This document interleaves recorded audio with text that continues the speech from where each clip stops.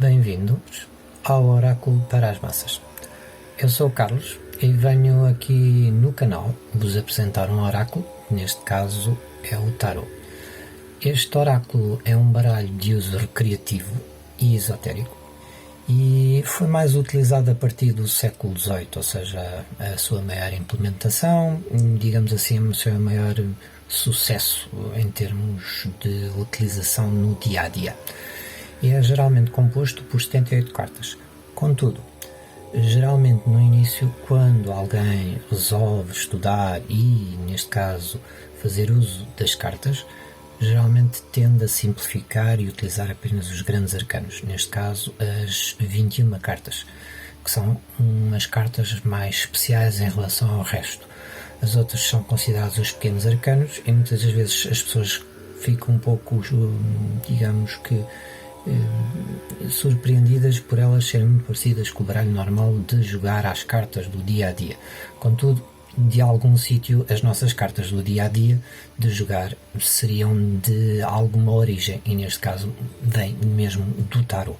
Daí nós termos uma certa aversão a utilizar as 78 cartas, porque se pensa um pouco menos das outras por serem mais comuns, mas na realidade todas elas têm um significado e, sabendo o significado delas, poderá-se eventualmente fazer algum tipo de previsão, e é para isso que servem os oráculos.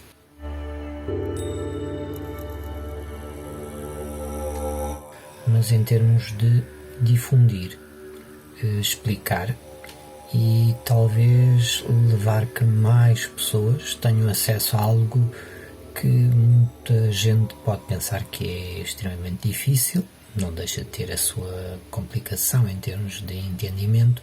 Contudo, sem se experimentar, sem saber, as pessoas poderão achar que é algo que é extremamente complicado.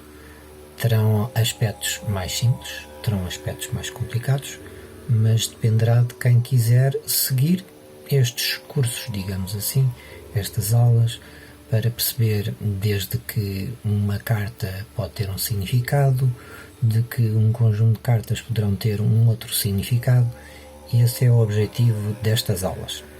É um canal o mais generalista possível. Porquê? Porque tentaremos sempre aqui explicar de forma o mais simples possível.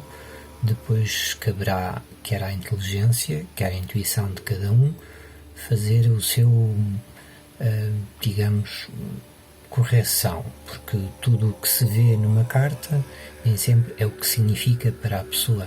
A sua própria interpretação é mais essencial do que os outros poderão achar, porque na realidade o que se está a ler e o que se está a ver nas cartas é uma pequena representação em termos de cartas para ela, é em termos de uma espécie de um caminho, de um mapa, digamos assim, do que ela poderá entender ou não. Portanto, a interpretação da pessoa é sempre prioritária em relação ao que os outros poderão achar.